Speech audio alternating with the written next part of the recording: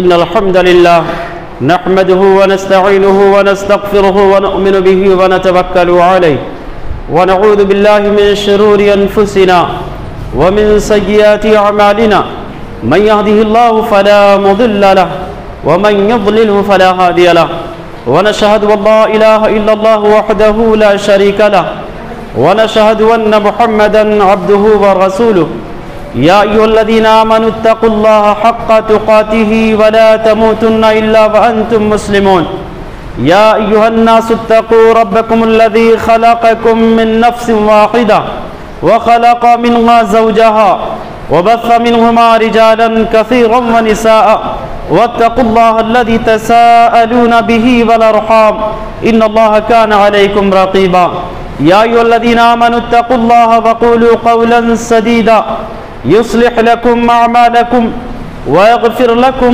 ذنوبكم ومن يطع الله ورسوله فقد فاز فوزا عظيما أما بعد فإن خير الحديث كتاب الله وخير الهدي هدي محمد صلى الله عليه وسلم وشر الأمور محدثاتها وكل محدثة بدعة وكل بدعة ضلالة وكل ضلالة في النار فأعوذ بالله السميع العليم من الشيطان الرجيم من همزه ونفخه ونفسه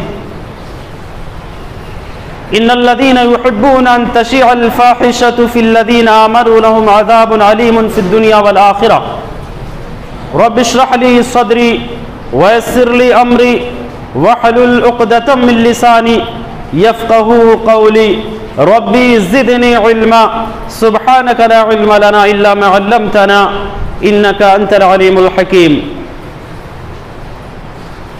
معزز حاضرین،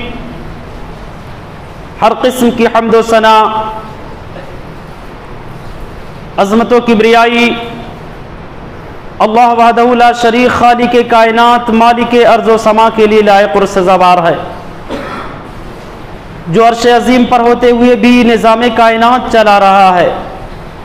بعدہ لاکھاں کروڑاں درود و سلام ہو اللہ کے تمام نبی و رسول پر، خصوصیت کے ساتھ اللہ کے آخری پیغمبر جناب محمد رسول اللہ صلی اللہ علیہ وسلم پر۔ حضرات گرامی، آج کے اس موقع مبارکہ میں میرا موضوع سخن ہے سماج اور معاشرے کے تباہی کے اسباب اور اس کا علاج۔ رب العالمین سے دعا ہے کہ بار الہ اس کہنے والے کو کہنے سے زیادہ اور سننے والوں کو سننے سے زیادہ عمل و اصلاح کی توفیق عنایت فرما۔ حضرات، پوری انسانیت جو ہے آج مختلف قسم کے فتنوں سے گھری ہوئی ہے، بالخصوص امت مسلمہ۔ ہمارے اور آپ کے سامنے نہ جانے کتنے فتنے ہیں، طرح طرح کے فتنے ہیں۔ آئے دن کوئی نہ کوئی فتنہ ہمارے سامنے رونما ہوتا ہے، جن فتنوں کو لے کر کے ہمیں اور آپ کو گھٹن محسوس ہوتی ہے۔ اللہ رب العالمین کی معمولی وارننگ پورے سماج اور معاشرے کو بالکل تباہ کر کے رکھ دی۔ کون سی ہم نے غلطی کی، ہماری وہ کون سی خطا تھی جس کی وجہ سے رب العالمین نے ہم پر ایسے فتنے اور طرح طرح کے عذاب مسلط کرتا ہے؟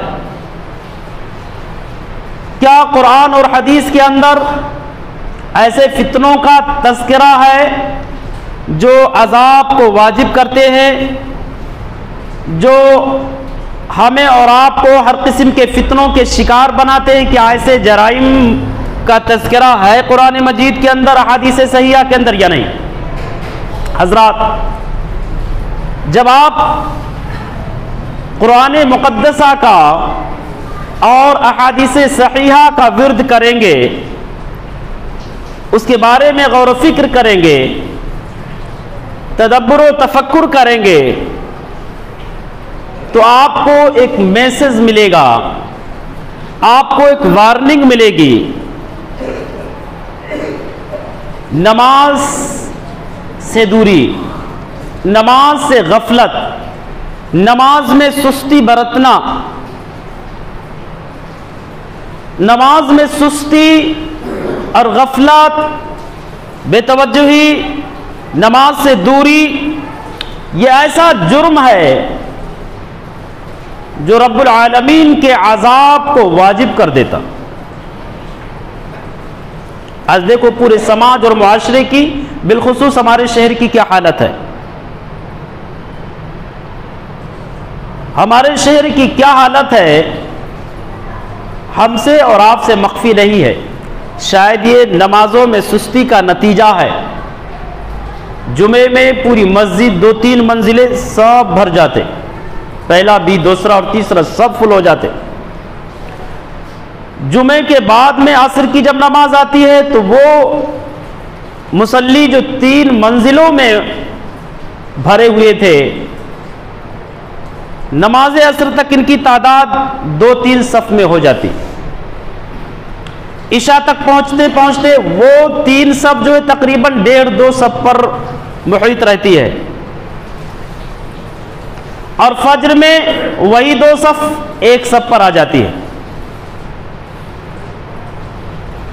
ہے نا۔ تو یہ ہماری جو سستیاں ہیں نمازوں کے تعلق سے، جو غفلت برت رہے ہیں، یہ ایسا جرم ہے کہ عرش والے نے بیان فرمایا فَخَلَفَ مِن بَعْدِهِمْ خَلَفٌ أَضَاعُوا الصَّلَاةَ وَاتَّبَعُوا الشَّهَوَاتِ فَسَوْفَ يَلْقَوْنَ غَيًّا۔ کچھ ایسے نااہل پیدا ہوئے جنہوں نے نماز میں سستی برتی، نماز کا ضیاع کیا، جس کے نتیجے میں رب العالمین کا عذاب نازل ہوا۔ اپنے خواہشات کی اتباع کی، اپنے من کی بات مانی، اپنی چاہت کی پیروی کی، نتیجتاً اللہ کا عذاب نازل ہوا۔ اللہ رب العالمین کی پکڑ، اللہ رب العالمین کی گرفت نازل ہوئی۔ آپ اندازہ لگاؤ کہ کیا یقیناً ہم اپنے دل کی بات مانتے یا نہیں مانتے، اپنے خواہشات کی اتباع کرتے ہیں کہ نہیں کرتے؟ اگر خواہشات کی اتباع نہیں کرتے، اللہ اور اس کے رسول کی اتباع کرتے، تو یقیناً 5 وقت کی نمازیں ہم پر فرض ہیں، 1-2 وقت کی نہیں، صرف جمعہ کی نہیں۔ کتنے وقت کی نماز ہیں؟ 5 وقت کی۔ اتنے سارے لوگ، اگر یہ کہا جائے کہ ہاتھ اٹھاؤ فجر کی نماز کس نے پڑھی ہے، کتنے لوگوں نے ہاتھ اٹھائیں گے؟ میرے خیال سے تقریباً 20% لوگ کامیاب ہوں گے، باقی 80% فیل ہو جائیں گے۔ وہ جو 80% جو ہے نماز سے دور ہو رہے ہیں، اور انہی 80% کی وجہ سے اللہ رب العالمین کی پکڑ نازل ہوتی۔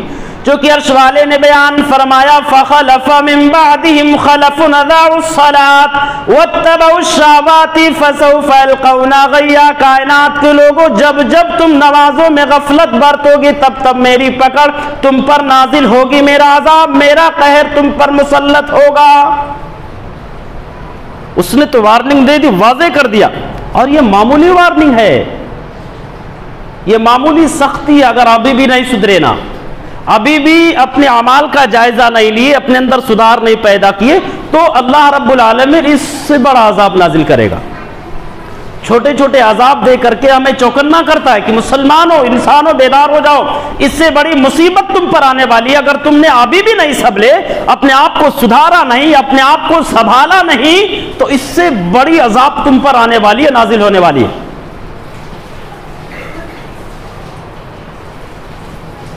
نماز میں یقین رکھتا ہوں انشاءاللہ تعالی، امید کرتا ہوں کہ آپ سب پابندی کے ساتھ 5 وقت کی نمازیں پڑھیں گے، چونکہ اس آیت کے اندر اللہ رب العالمین نے بیان فرمایا کہ جنہوں نے نماز کو ضائع کیا،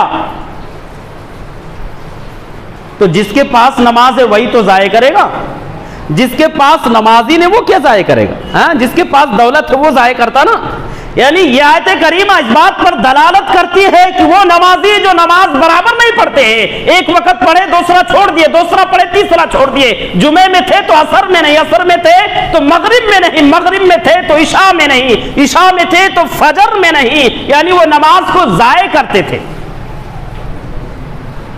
اور یہ ضیاع کا نتیجہ اللہ نے بیان فرمایا میرا قہر تم پر عذاب بن کر نازل ہوگا. اور نازل ہو رہا. ہم دیکھ رہے بیچارے کس طرح سے معیشت کے شکار ہوتے ہیں کہ معاشی کمزوریاں، پرابلمز کس طرح سے معمولی اللہ رب العالمین سختی کر دیتا ہے. لوگ کاروبار سے بیٹھ جاتے ہیں، کام کاج سب بند ہو جاتا ہے، تجارتیں بند ہو جاتی ہیں، گھر سے باہر نکلنا مشکل ہو جاتا. کیوں ایسا کام کرتے جس کی وجہ سے ہم پوری قوم مصیبت میں پڑ جاتی؟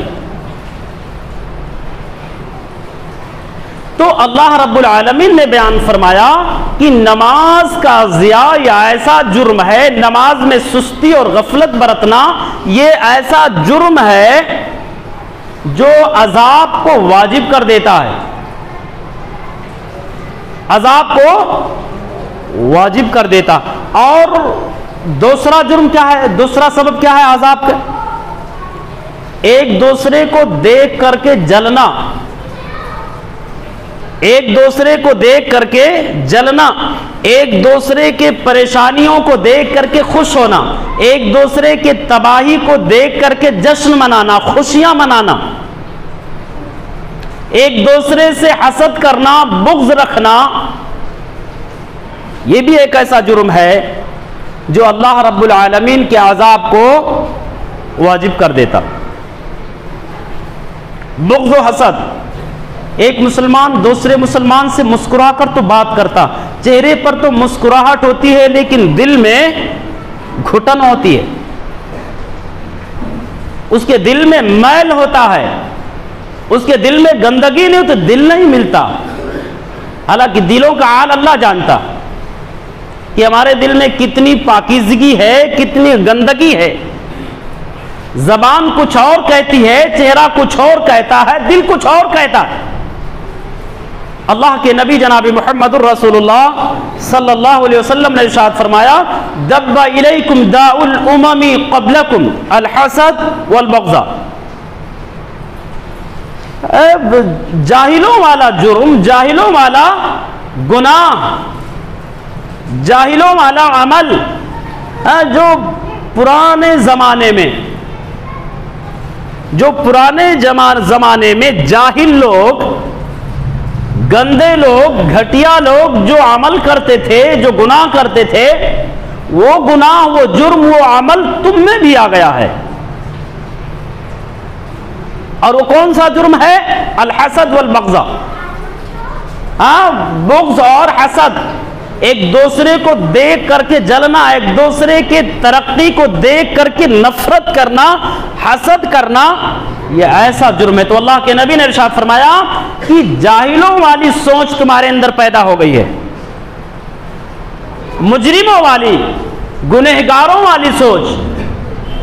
اور یہ ایسا جرم ہے، ہی الحالقہ، جو بڑی مہلک ہے، جو بالکل موڑ دیتی ہے.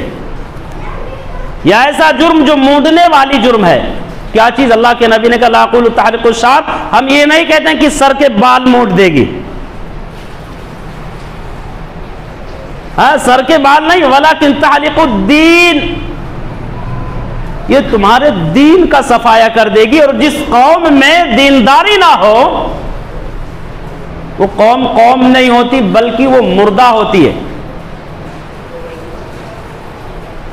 وہ قوم کیا ہوتی ہے؟ مردہ ہوتی ہے. اب مردہ لوگوں پر کچھ بھی آئے، کوئی بھی آفت آئے تو ان کو احساس ہی نہیں ہوتا ہے نا. مردہ لوگوں پر کوئی بھی مصیبت آئے، کوئی بھی پریشانی آئے تو چونکہ مردہ ان کو کہا گیا. اللہ کے نبی نے کہا ہی الحالقہ، ایک دوسرے سے حسد کرنا، ایک دوسرے سے بغض کرنا رکھنا، ایک دوسرے سے نفرت کرنا، ایک دوسرے کو عداوت کی نظر سے دیکھنا، ایک دوسرے کو گندی نظروں سے، گندی ذہنیت سے دیکھنا، یہ ایسا جرم ہے جو تمہارے دین کا، تمہارے ایمان کا، تمہاری اچھائیوں کا، تمہاری بھلائیوں کا، نیکیوں کا صفایا کر دیتا.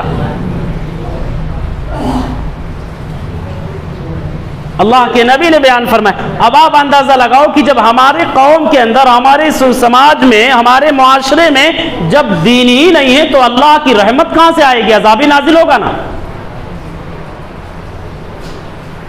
اب آپ سوال کریں گے کہ پھر تو دوسروں کے پاس تو کچھ بھی دین نہیں، تو ان پر کیوں نہیں عذاب نازل کر دیتا، ان پر عذاب کیوں نہیں نازل کرتا؟ عرش والے نے بیان فرمایا وَمَا يَعْلَمُ جُنُودَ رَبِّكَ إِلَّا هُوَ، اللہ جس کو چاہے اپنی لشکر بنا کر کے تم پر مسلط کر دے، اس کے لشکر کو کوئی نہیں جانتا اس کے لشکر کون ہیں۔ وہ چاہے تو مونگیوں کو اپنا لشکر بنا دے، چیونٹیوں کو اپنا لشکر بنا دے، درندوں کو اپنا لشکر بنا دے، پرندوں کو اپنا لشکر بنا دے، چرندوں کو اپنا لشکر بنا دے، بھیڑیوں کو، کتوں کو اپنا لشکر بنا دے، جس کو چاہے اپنا لشکر بنا کر کے تم پر مسلط کر دے۔ یہ اللہ کا اختیار ہے، اس کے لشکر کو کوئی تھوڑو جانتا،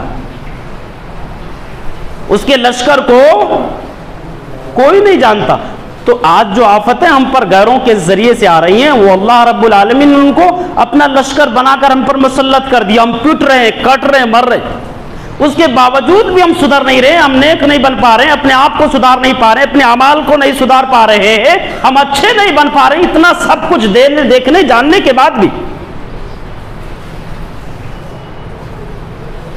تو اللہ کے نبی نے ارشاد فرمایا کہ جب تک یہ دل صاف نہیں ہوگا تب تک تمہاری کوئی ادا اللہ رب العالمین قبول نہیں کرے گا، کوئی بھی عمل، کوئی بھی ادا اللہ رب العالمین پسند نہیں کرے گا۔ سب سے پہلے دل کو صاف کرو، دل صاف کر کے پھر اللہ رب العالمین کی عبادت کرو، اس کے سامنے اپنی پیشانی جھکاؤ، اور جھکا کر کے جس دل صفا کر کے جس دن اپنی پیشانی جھکاتے ہوئے اللہ رب العالمین کے سامنے اپنے آنکھوں سے آنسو بہا دیے، اللہ کی قسم رب العالمین اس آنسو کی اتنی قدر کرے گا، اتنی قدر کرے گا کہ ہندوستان کا نقشہ بدل دے گا، بشرطے کہ دل صاف ہونا چاہیے۔ اور اگر یہ صاف نہیں ہے، ارے یارو آکوٹ کی مسجد رہی، مکہ کی مسجد، خانہ کعبہ میں، مسجد حرم کے اندر اپنی پیشانی پٹکتے رہو، کوئی بھی عبادت قبول نہیں ہو سکتی اگر دل صاف نہیں تو۔ یہاں پر اگر کینہ ہے، بغض و حسد ہے، ایک مسلمان کے خلاف عداوت ہے، دشمنی ہے، نفرت ہے، تو آکوٹ کی مسجد نہیں، خانہ کعبہ میں جا کر کے اگر عبادت کرو تو بھی اللہ رب العالمین اس عبادت کو قبول نہیں کرے گا، چونکہ اللہ کے نبی نے یہ واضح کر دیا ہے اگر تمہارے دل میں کجورت ہے، تمہارے دل میں گندگی ہے، تمہارے دل میں بغض و حسد ہے، ایک مسلمان کے تعلق سے نفرت ہے، ایک مسلمان کے تعلق سے عداوت ہے، تو عداوت، وہ دشمنی، وہ نفرت، وہ بغض و حسد تمہارے ایمان کا، نیکیوں کا صفایا کر دے گی، ختم کر دے گی، مٹا دے گی، کوئی بھی نیکی اللہ قبول نہیں کرے گا۔ مزید اللہ کے نبی نے ارشاد فرمایا والذی نفس بیدہ لا تدخلون الجنۃ حتی تؤمنوا ولا تؤمنوا حتی تحابوا افلا انبئکم بما اثبت ذاکم لکم، اور قسم ہے عرش والے کی، اللہ کے نبی نے کہا قسم ہے اس ذات کی جس کے قبضے میں میری جان ہے، عرش والے کی قسم ہے تم جنت میں نہیں جاؤ گے۔ کب تک؟ جب تک کہ ایک مسلمان دوسرے مسلمان سے محبت نہ کرنے لگ جائے۔ جب وہ اپنے بھائی سے محبت کرے گا تب اس کا ایمان مکمل ہوگا۔ لا تدخلون الجنۃ حتی تؤمنوا، جب تک مکمل مومن نہیں بنو گے تب تک جنت میں نہیں جاؤ گے۔ اور تمہارے ایمان کی اکملیت، اکمال ایمان کس میں ہے؟ اپنے بھائیوں سے خلوص کے ساتھ ملنا، اچھی محبت رکھنا، یعنی دل صاف رکھنا اپنے بھائی کے تعلق سے۔ ایک مسلمان کو ایک مسلمان کے تعلق سے دل کو صاف رکھنا چاہیے۔ لا تدخلون الجنۃ حتی تؤمنوا ولا تؤمنوا حتی تحابوا، تمہارا ایمان کب تک مکمل نہیں ہوگا؟ جب تک کہ اپنے بھائی کے تعلق سے اپنا دل صاف نہیں رکھو گے۔ اب آپ اپنے ایمان کا جائزہ آپ اپنے اعمال کو ٹٹولو کہ ہمارے دل میں ہمارے کتنے بھائیوں کے تعلق سے بغض و حسد ہے، جلن ہے، نفرت ہے، عداوت ہے۔ اگر عداوتیں ہیں یارو تو ان تمام عداوتوں کو، نفرتوں کو محبت میں بدل دو، تمام عداوتوں کو، محبتوں کو، نفرتوں کو محبتوں میں بدل دو۔ اس کے بعد دیکھو عبادت کا مزہ، اللہ رب العالمین سے رونے کا مزہ، اللہ رب العالمین سے گڑ گڑانے کا مزہ، اللہ رب العالمین سے فریاد کرنے کا مزہ، اس کے بعد دیکھو اس عبادت میں کتنی لذت ملے گی۔ کس عبادت میں؟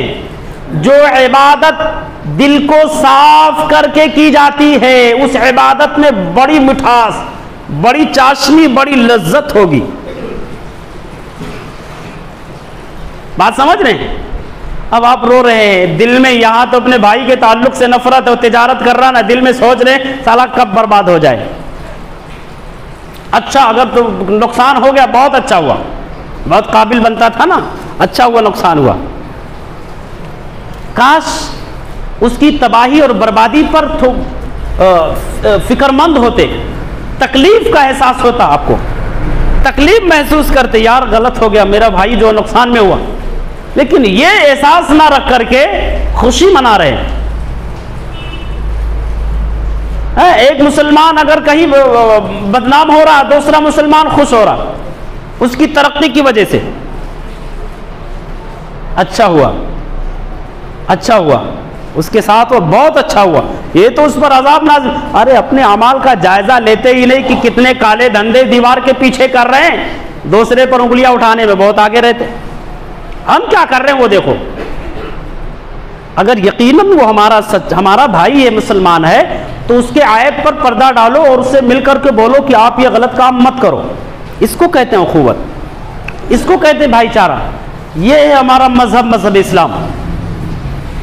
تو بغض و حسد اتنا خطرناک جرم ہے، اللہ کے نبی نے بیان فرمایا یہ تمہارے ایمان کو ختم کر دیتا ہے، مٹا دیتا، تمہاری نیکیاں مٹا دیتا ہے۔ اور یاد رکھنا تمہارا ایمان کب مکمل ہوگا؟ جب اپنے بھائی سے سچی محبت کرو گے۔ اس کے بعد اللہ کے نبی نے بیان فرمایا، دیکھو ایک طریقہ میں بتاتا ہوں اچھی محبت اور سچی محبت کرنے کا، کہ اپنے بھائیوں سے جب بھی ملو خلوص دل سے، اچھی نیت کے ساتھ اس سے سلام کرو، اچھے نیت سے۔ اب ہمارے یہاں سلام تو کر لیتے لیکن اس کے گزرنے کے بعد گالیاں بھی دیتے۔ سامنے تو سلام کر لی لیکن پیچھے گالیاں نہیں۔ ارے جب سلامتی کی دعا کر رہے ہو، السلام علیکم، تم پر اللہ کی رحمت نازل ہو، اس کی سلامتی نازل ہو، اس کے حفظ و امان میں رہو، جب اتنی دعائیہ کلمہ کہہ دیے تو گالی کیوں دیتے ہو؟ گالی کا مطلب ہو گیا اب بد دعا دے رہے ہو۔ سامنے دعا پیچھے بد دعا، یہ اسلام کے خلاف ہے۔ سامنے دعائیں اور پیچھے گالیاں، یہ اسلام کے خلاف ہے، یہ ایمانیات کے خلاف ہے، ایک مومن کے شان کے خلاف ہے۔ آپ اس کو منع کرو، گناہ سے، غلط کام سے منع کرو، نہیں مانتا اس سے دور ہو جاؤ، اس سے دور ہو جاؤ۔ اگر وہ اپنے جرم سے باز نہیں آ رہا، رک نہیں رہا ہے، تو اس آدمی سے دوریاں بنا لو، اس کے قریبی مت جاؤ، سلام کلام سب کچھ بند کر دو، کیونکہ وہ مجرم ہے، وہ گنہگار ہے۔ تو بہرحال تیسرا جرم جو ہے، تیسرا سبب جو ہے سماج اور معاشرے کی تباہی کا، بے حیائی، بدکاری کو عام کرنا۔ بے حیائی اور بدکاری کو عام کرنا، یہ بھی ایک ایسا جرم ہے جس کی وجہ سے اللہ رب العالمین کا سماج اور معاشرے میں قہر نازل ہوتا۔ کیونکہ اللہ رب العالمین نے ارشاد فرمایا ان الذین یحبون ان تشیع الفاحشۃ فی الذین آمنوا لهم عذاب علیم فی الدنیا والآخرہ، جو لوگ مسلمانوں میں، مومنوں میں بے حیائی، بدکاری، فحشات، لغویات کو عام کرنے کو بہتر سمجھتے ہیں، بدکاریوں کو عام کرنا انہیں بہت اچھا لگتا مسلمانوں میں، اللہ رب العالمین نے بیان فرمایا کہ ان کے لیے دنیا میں بھی عذاب اور آخرت میں بھی عذاب۔ پتہ یہ چلا کہ مجموعی اعتبار سے شاید ہمارے سماج اور معاشرے میں ایسے مجرم موجود ہیں، ایسے کرائم کو فروغ دینے والے موجود ہیں، ایسے جرائم کے جو ہے فروغ دینے والے موجود ہیں ہمارے سماج اور معاشرے میں، جن کی وجہ سے پورا سماج مصیبت میں مبتلا ہوتا ہے۔ آج موبائل کا زمانہ ہے، موبائل کا زمانہ، ایک دوست موبائل لے کر کے گندے ویڈیوز دیکھتا، فلمیں دیکھتا، گندی تصویریں دیکھتا، اپنے دوست کو بھی دکھاتا. یہی تو ہے بے حیائی کو عام کرنا. فحاشی بدکاری اس کو بھی کہتے.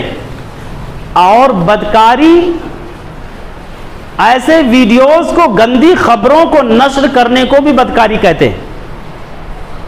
جھوٹی خبروں کو پھیلانا یہ بھی بدکاری میں آتا ہے.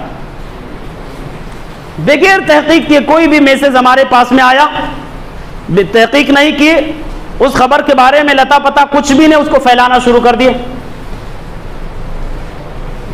اس کے علاوہ ایک دوست موبائل سے غلط طرح سے سیٹنگ کیا، ادھر ادھر جو ہے پرائیویٹ بات کر رہا ہے. رات میں دیکھو، رات کی تاریکیوں میں لوگ چھپ چھپ کر کے اندھیرے میں، راستے کے کناروں میں، دیواروں کے پیچھے، دیواروں کے سائے میں، اندھیرے میں چھپ چھپ کر کے پتہ نہیں کس سے بات کرتے. ارے بات کر رہے ہو فون سے نا، دوست سے بات کر رہے ہو، کیوں چھپ کر بات کر رہے ہو؟ اس کا مطلب یہ کہ کوئی غلط بات کر رہے ہو. اس کے لیے جب چوری نہیں کرنا تو ڈر کس بات کی؟ چور ڈرتا، چور شاہ تھوڑا ڈرتا ہے. جو چور نہیں اس کو کس بات کی ڈر؟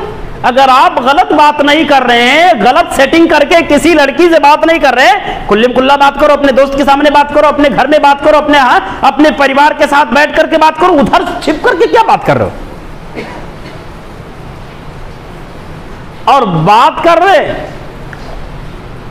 اس کے بعد دوستوں میں بتا رہے ہیں کہ ہماری سیٹنگ فلاں لڑکی سے ہے، میرے کانٹیکٹ میں اس سے بات ہوتی، برابر بات ہوتی. یہ ہے بے حیائی، یہ ہے بدکاری جو عذاب کو واجب کر دیتے، اللہ رب العالمین کے قہر کو واجب کرواتے.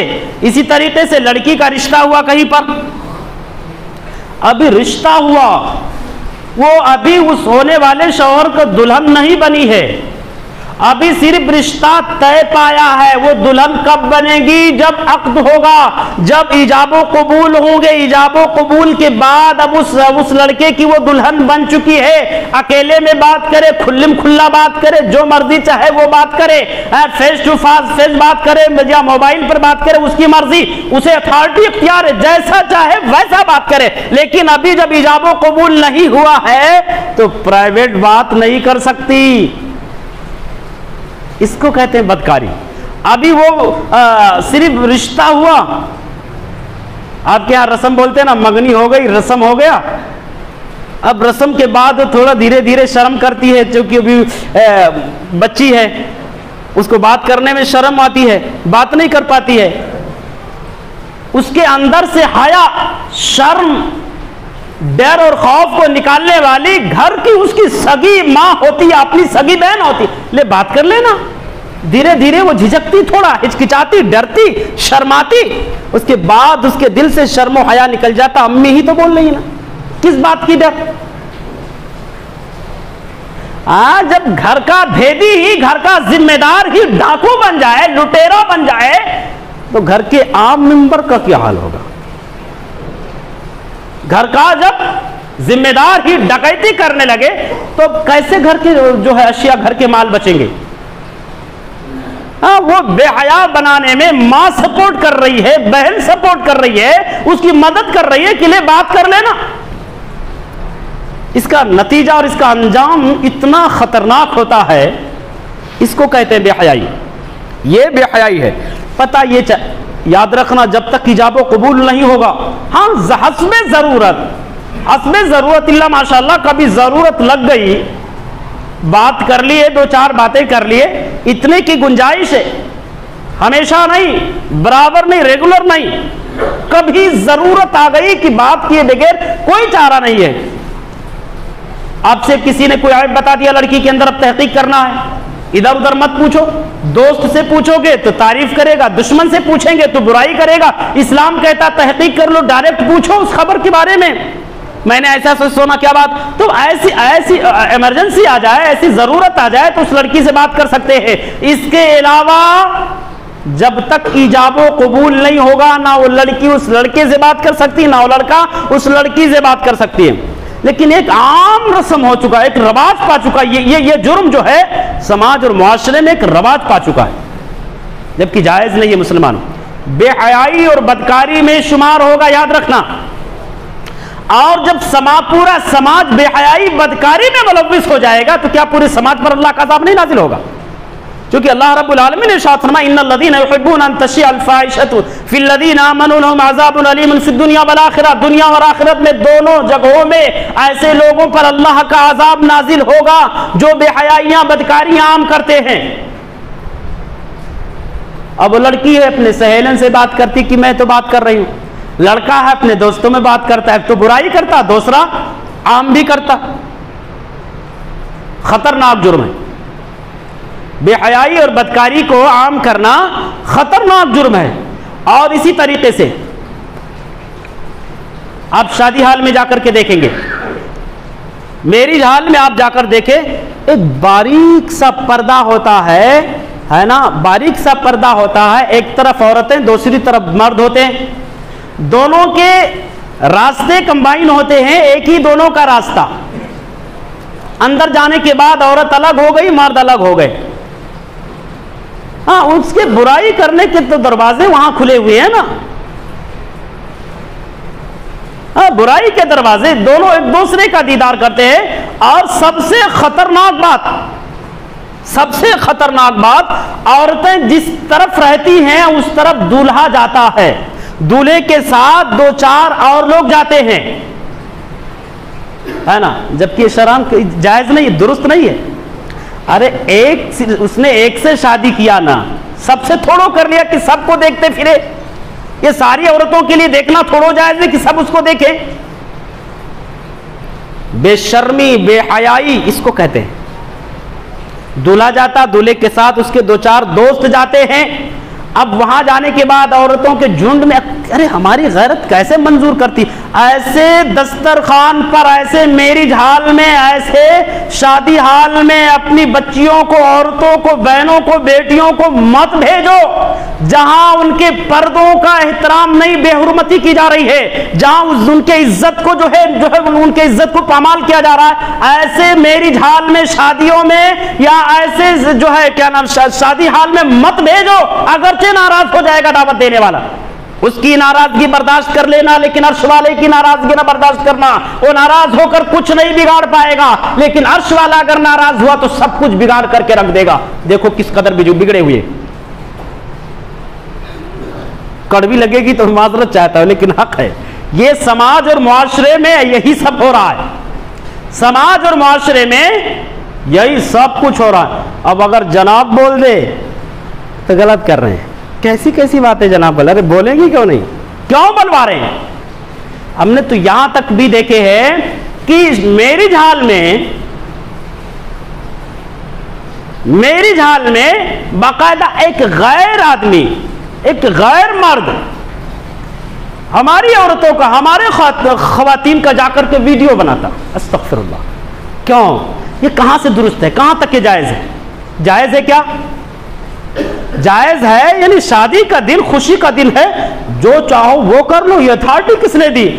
قاضی صاحب جب نکاح پڑھاتے تھے کہتے یا ایھا الذین آمنوا اتقوا اللہ، یا ایھا الذین آمنوا اتقوا اللہ، اتقوا اللہ، اتقوا اللہ، اتقوا اللہ، بار بار کہتے ہیں مسلمانوں خوشی کے موقع پر کہ ایسا قدم نہ اٹھانا اللہ اس کے رسول کے خلاف ہو، بار بار کہتے ہیں اللہ سے ڈرتے رہنا، ڈرتے رہنا، ڈرتے رہنا۔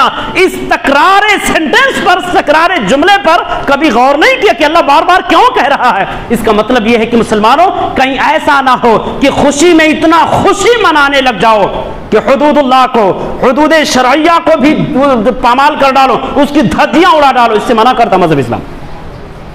ویسے بھی غلط کیا نام ہے، ناجائز اور رکامے فوٹو بنانا، ویڈیو نکالنا ویسے بھی حرام ہے۔ ہم ہی اپنا فوٹو رکامے نکالیں تو حرام ہے، لیکن وہی چیز ایک عام نکالا جائے اور جا کر کے عورتوں کا نکالا جائے، یہ حرام سے بڑھ کر حرام ہو گیا، حرام سے بڑھ کر کے حرام ہو گیا۔ تو اس کو کہتے ہیں بے حیائی، بدکاری، اس کو بے حیائی کہتے ہیں۔ چونکہ اللہ کے نبی نے ارشاد فرمایا اذا لم تستحی فاصنع ما شئت، جب شرم و حیا ختم ہو جائے تو جو چاہو وہ کرو، تمہاری مرضی۔ شرم و حیا جب ختم ہو جائے تو جو چاہو وہ کرو. کس نے کہا؟ نبی نے کہا.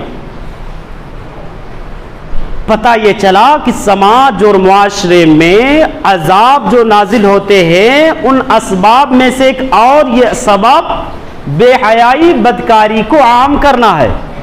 اس سے ہمیں اور آپ کو اجتناب کرنا چاہیے. بہرحال اب اس سے بچا، اس کے علاوہ بہت سارے اسباب ہیں، اس سے بچا کیسے جائے؟ ہم نے نماز چھوڑا، نماز کی پابندی کر لو. اور نماز کی پابندی کس؟ جو کہ اللہ کے نبی نے ارشاد فرمایا من عاد لی ولیا فقد آذنتہ بالحرب. یاد رکھنا اللہ رب العالمین کا یہ اعلان ہے، نبی نے کہا اللہ کا یہ اعلان ہے، جس نے میرے نیک بندوں کو ستایا، جس نے میرے نیک بندوں سے دشمنی کیا، ان سے عرش والا اعلان جنگ کرتا. جس دن ہم نیک بن جائیں گے دنیا والوں کی کیا مجال ہم پر کیچڑ اچھالے پتھر برسائے. کیونکہ اللہ نے کہا، اللہ کے نبی نے غلط کہا کیا؟ نعوذ باللہ ثم نعوذ باللہ استغفر اللہ. نبی نے غلط کہہ دیا کیا؟ نہیں، ہم غلط ہیں.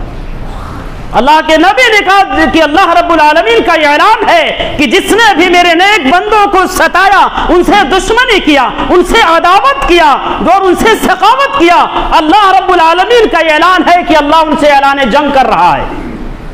کن لوگوں سے؟ جو اللہ کے نیک بندوں کو ستاتے ہیں، ان سے دشمنی کرتے ہیں. مزید اللہ کے نبی نے ارشاد فرمایا کہ اللہ رب العالمین ارشاد فرماتا ہے وَمَا تَقَرَّبَ إِلَيَّ عَبْدِي بِشَيْءٍ أَحَبَّ إِلَيَّ مِمَّا افْتَرَضْتُ عَلَيْهِ. اور میرا بندہ سب سے زیادہ جن چیزوں کے ذریعے سے میرے قریب آ سکتا ہے، سب سے زیادہ جن اعمال کے ذریعے میرے قریب آ سکتا ہے، وہ کون سے اعمال؟ وہ اعمال ہیں جو اعمال ہم نے بندوں پر فرض کر دیا. یعنی 5 وقتہ نمازیں ہیں، زکوٰۃ ہے، اگر صاحب حیثیت ہے تو حج ہے، دین کی پابندیاں ہیں، جرائم سے اجتناب ہے، کرائم سے بچنا ہے. ان تمام چیزوں سے اجتناب کرتے ہوئے بچتے ہوئے فرائض کی پابندی کرنا، اللہ کے نبی نے ارشاد فرمایا کہ اللہ تبارک و تعالیٰ سے سب سے زیادہ قریب کرنے والے یہ عمل ہے. یعنی 5 وقتہ نمازیں اگر ہم پڑھیں گے تو اللہ سے سب سے زیادہ قریب ہو جائیں گے. وَمَا يَزَالُ عَبْدِي يَتَقَرَّبُ عَلَيَّ بِالنَّوَافِلِ حَتَّى أُحِبَّهُ فَإِذَا أَحْبَبْتُهُ كُنتُ سَمِيعَهُ الَّذِي يَسْمَعُ بِهِ. اور میرا بندہ جب نفل کا اہتمام کرتا، نوافل کا اور چیزوں کا، جو فرض ہے وہ تو کرتا ہی ہے، جو ذمہ داری دے دیا اللہ نے وہ تو نبھاتا ہی ہے، ذمہ داری کے علاوہ مزید اور کام بھی کرتا ہے، نوافل بھی پڑھتا ہے، تو اس کا صلہ اللہ نے کیا بتایا؟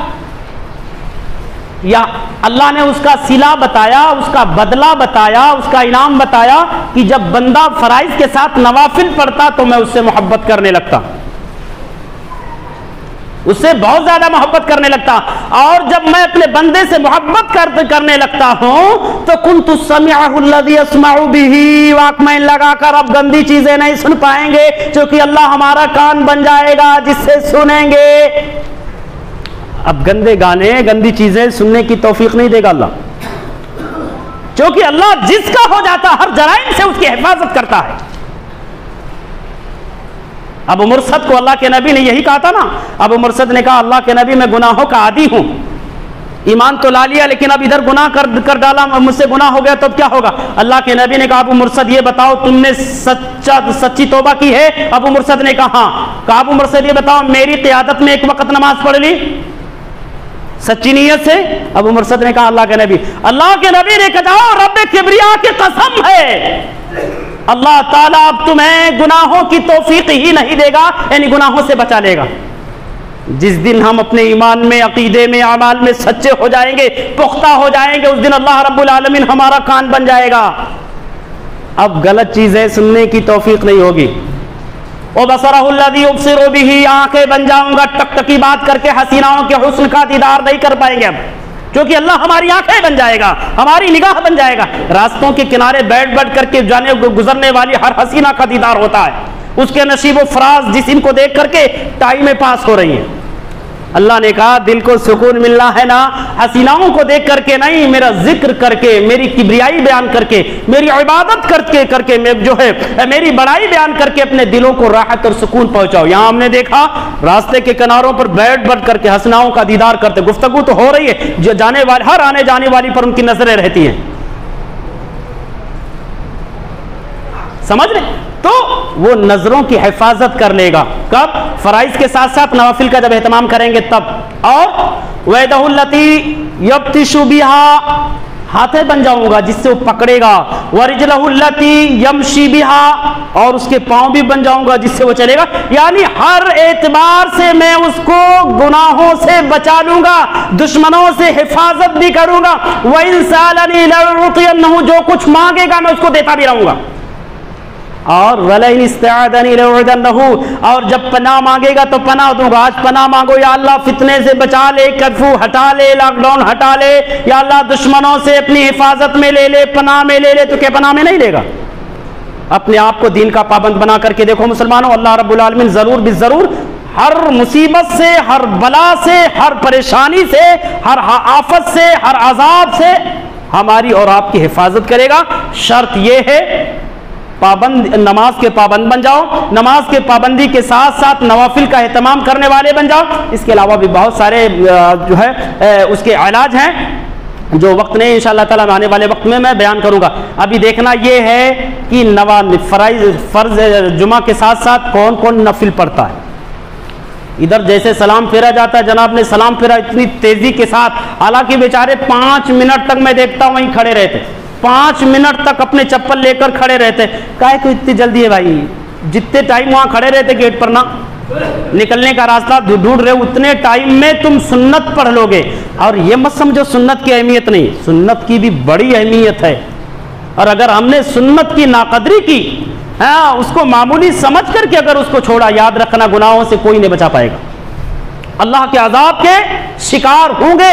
اگر سنتوں کو ہم نے چھوڑا معمولی سمجھ کر کی سنت ہے نا بھائی، اس کی کیا اہمیت، کچھ بھی نہیں، پڑھو تو ٹھیک نہ پڑھو تو ٹھیک۔ اگر یہ سوچ رہے ہیں جلد بازی ہے، کوئی ایمرجنسی، چلے جاؤ کوئی بات نہیں، نہیں پڑھے گناہ نہیں ملے گا، بعد میں گھر پہ جا کر پڑھ لینا، یا بعد میں پڑھ لینا جب موقع ملے گا تب پڑھ لینا، یا نہیں بھی پڑھے تو کوئی مسئلہ نہیں ہے۔ لیکن اگر اس کو معمولی سمجھ کر کے ہم نے چھوڑا کہ اس کی کوئی ویلیو تھوڑو ہے، یہ تو سنت ہے، ہم نے فرض پڑھ لیا، اب سنت کی کیا اہمیت؟ نعوذ باللہ، اگر اس ذہن، اس سوچ اور فکر کے ساتھ ہم نے سنتوں کو چھوڑا، نظر انداز کیا، تو ہم اللہ گناہ بھی پائیں گے، اللہ کے عذاب کے شکار بھی ہوں گے۔